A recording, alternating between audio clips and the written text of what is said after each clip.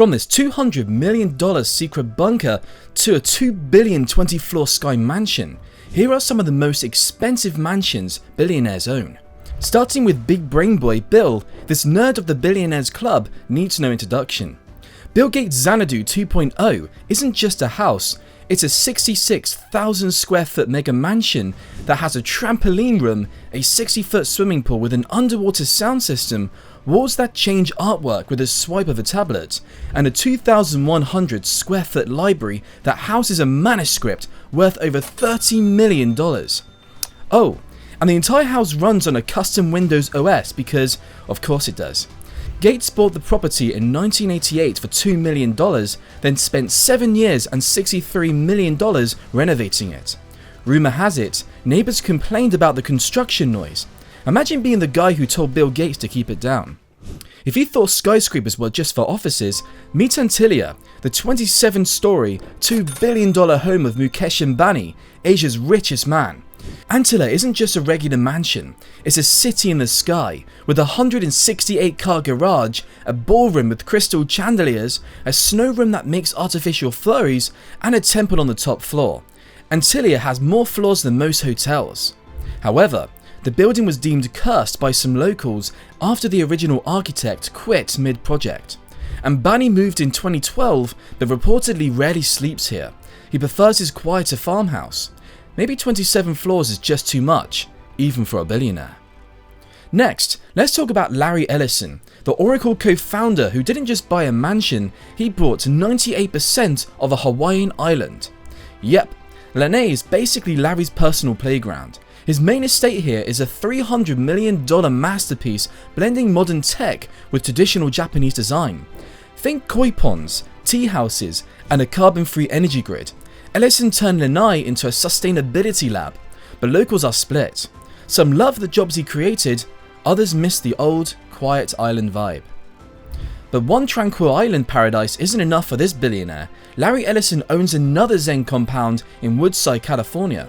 Completed in 2004, after 9 years of meticulous planning and construction, this 23-acre property pays homage to 16th century Japanese architecture, designed to emulate the serenity and elegance of a traditional imperial palace. The estate contains 10 distinct structures, including an 8,000 square foot main house. The central residence is thoughtfully divided by a boat dock, separating the public entertaining areas from the private living quarters. Complementing the main house are 2 charming guest cottages and several auxiliary buildings, all harmoniously integrated into the landscape. Central to the estate's allure is a tranquil man-made lake. Okay, Larry Ellison definitely gets the most zenned out mansion award. From tech moguls to media royalty, Oprah's $100 million promised land is California's luxury at its finest. The 42-acre estate has a rose garden, a lemon orchard, and a man-made lake. But the wildest part?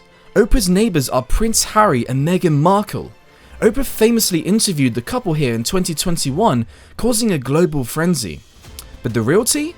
She bought the land in 2001 for $50 million and spent years battling permit issues to build her dream home. Speaking of neighbours, let's talk about Oprah's other billionaire buddy, Jeff Bezos. The Amazon founder dropped a cool $165 million on the Warner estate in 2020. The most expensive home sale in California's history. This 13,600 square foot property has a tennis court, a golf course, and a literal nightclub. Bezos loved the location so much, he bought the mansion next door for $10 million, then tore it down to make room for a bigger garden. Because when you're worth over $200 billion, why not replace your neighbors with a garden? While most billionaires are flexing marble staircases, Musk brought a $50K casita. It's a 375 square foot prefab studio that looks like a Tesla version of a college dorm room. Nestled near SpaceX's launch site, this tiny home has a foldable bathroom, a kitchenette, and that's about it. But Musk claims it's his primary residence to avoid California taxes. In 2020, he publicly declared his intent was to sell most physical possessions, saying on X, "I am selling almost all physical possessions, will own no house." Biographer Walter Isaacson shared an X post in August 2023, giving us a look inside and describing it as Spartan with a wood table for phone calls. For now, it's working for him. And hey, All this guy needs is good Wi-Fi to run his $1.4 trillion business empire. That's a pretty underwhelming house situation for the richest private citizen in the world. But unlike Elon, Tyler Perry has built an entire movie studio with a mansion attached. His 1,200-acre compound includes a 40,000 square foot French Revival chateau, a private airport, and a 200-acre backlot where he filmed every Madeo movie. The main house has a $100,000 bathtub carved from a single piece of marble, a 2,000-bottle wine cellar, and a private Walmart-sized closet because Target runs off of peasants. But the wildest flex is that it has a self-contained city. He's got a fire station, a golf course, and a power plant because relying on Georgia's grid is so 2010. During the pandemic, he hosted drive-in music nights for locals while casually editing films in his home theatre. Next, let's jet off to the French Riviera, where Russian oligarch Roman Abramovich owns the Chateau de la Croix. Estimated to be worth over $98 million, this estate has a dark past. Built in 1927, it was once a Nazi headquarters during World War II. Abramovich restored it to glory, adding a helicopter pad, a seawater pool, and a private beach. In 2018, Abramovich couldn't renew his UK visa, so he just moved here. The chateau even has a moat because billionaires apparently still fear knights with swords. And if you think New York City penthouses are pricey, hedge fund king Ken Griffin paid $238 million for his, earning him the record for the most expensive home ever sold in America. This luxurious apartment spans over 24,000 square feet in 220 Central Park South building. The special sauce about this apartment is that it was designed by architect Robert A. M. Stern in 2014. Technically, Griffin brought 3 units and merged them, but here's the kicker. He's barely ever here. He spends most of his time in Miami. It's more of a status symbol. Griffin just wants everyone to know that he's the billionaire with the biggest tower. Okay, the next one's a throwback. The Spelling Manor, built by TV producer Aaron Spelling in the 90s, was later sold to Petra Ecclestone, the daughter of Formula One billionaire Bernie Ecclestone, for $85 million. This 56,000 square foot monstrosity has a bowling alley, a doll museum, and a room just for wrapping gifts. Petra sold it in 2019 for $120 million to a developer who plans to demolish it.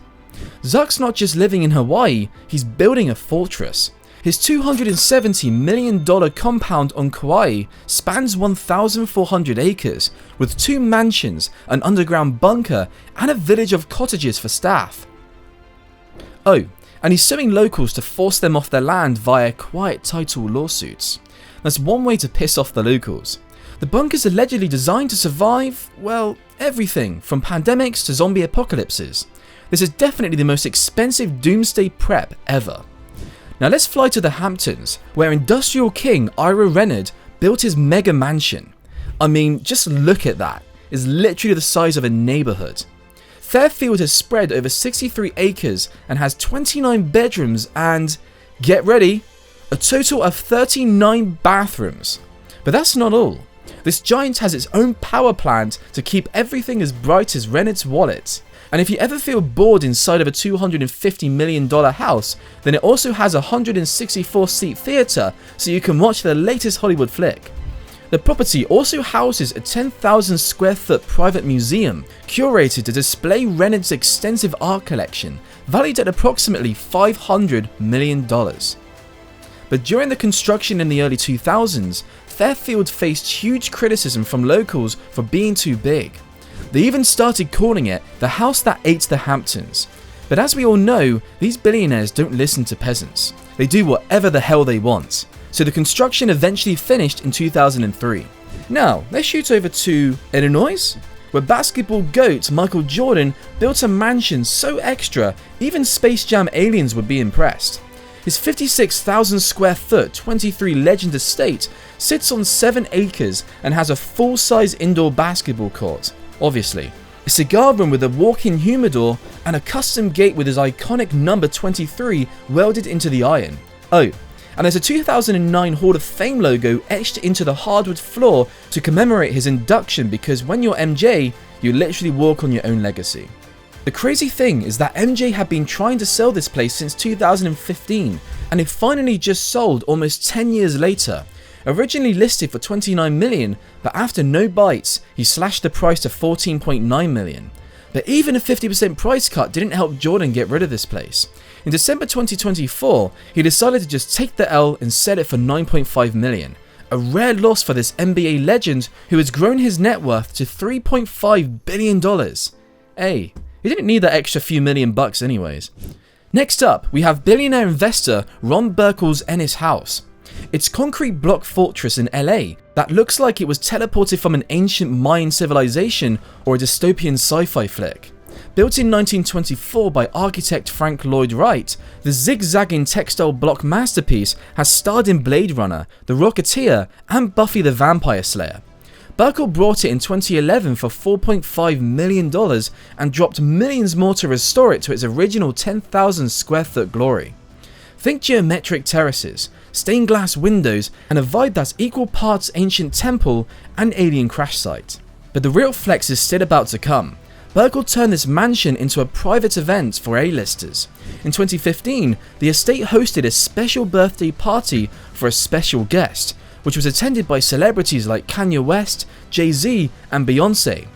Okay, no more comments on that. In 2016, the snack tycoon Darren Metropolis brought Hugh Hefner's infamous Playboy mansion for $100 million, then brought the neighbouring estate for $22 million and merged them into a 10-acre, 20,000 square foot compound. The zoo that once housed monkeys is gone, but the pool where countless bunnies swarm is still there. Metropolis didn't just preserve the mansion, he upgraded it.